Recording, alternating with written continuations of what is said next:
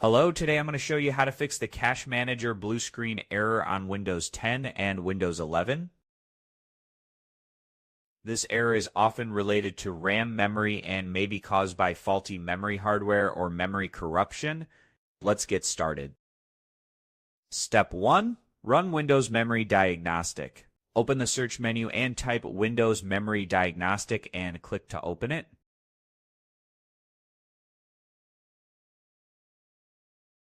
In the window that appears, choose Restart Now and check for Problems Recommended.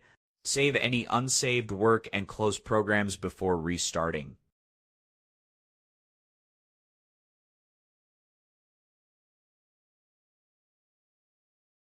Step 2. Wait for memory test to complete automatically. Your computer will restart and automatically begin scanning your memory RAM.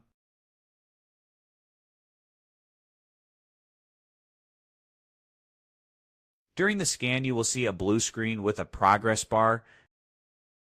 Do not turn off or restart your PC while the scan is running.